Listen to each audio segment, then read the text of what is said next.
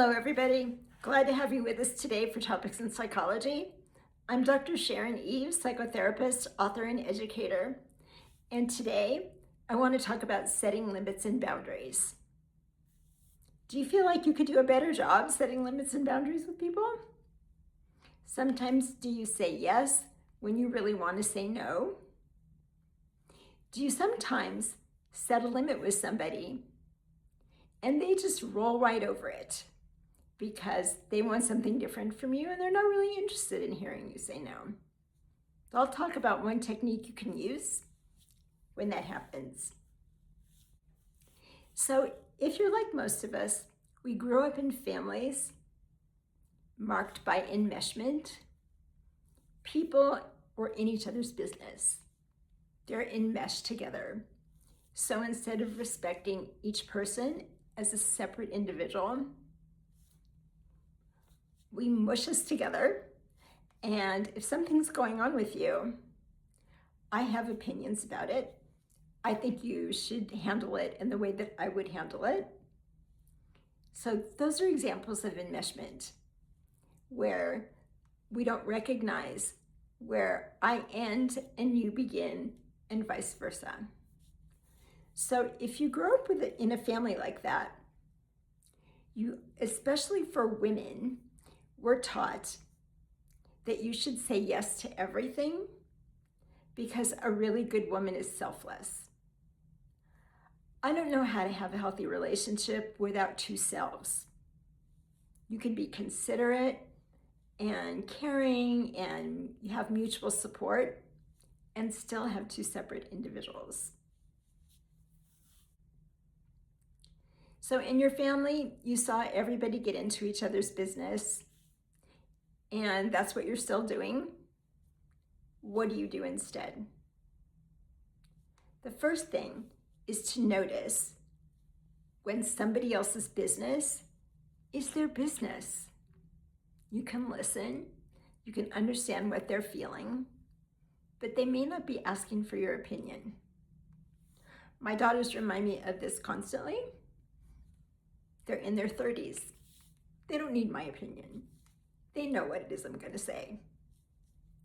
So if I give them advice when it's not asked for, they will say, "Mom, thank you very much.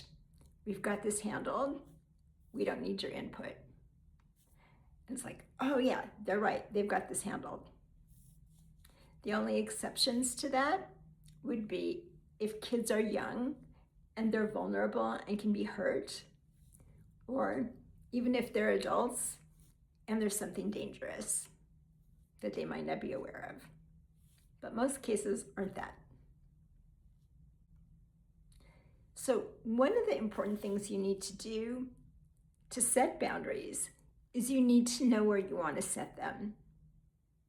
What is a yes for you and what is a no? And this is something we get better at with time. Once we give ourselves permission to say yes when we want to say yes and no when we want to say no. So the first thing is identifying if something's a yes for you or a no, and then having the courage to tell the other person, this is a yes for me or this is a no for me.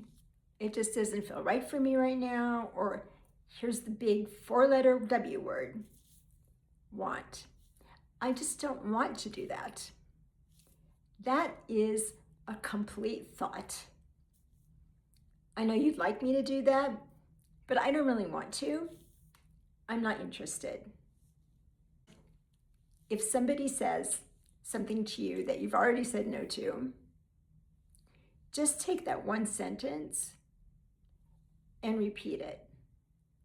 For example, actually, no, I don't want to do that. And so if they keep giving you all the reasons why you should, say the same sentence. It's just one sentence.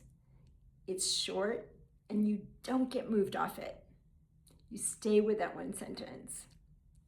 So you say, no, I don't really want to do that.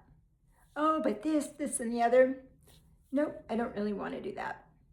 Why do I have you say the same thing over and over again?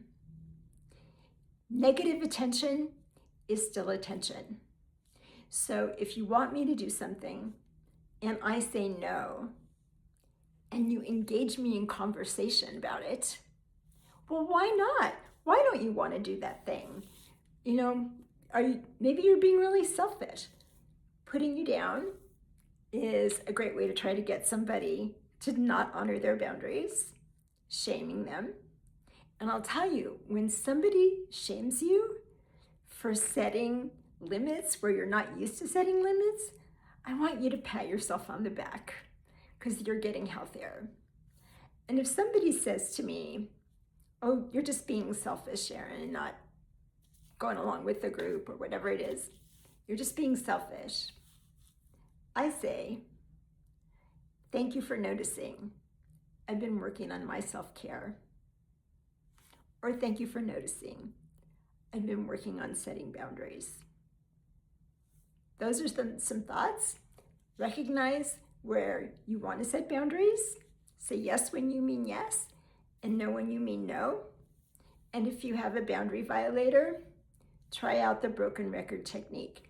That's always one short sentence. So go ahead and practice this. If you have examples that have really worked for you, how you learned how to set boundaries or how that shows up for you, leave it in the comments because we can all learn from each other. Thanks for coming today, and we'll see you at the next video.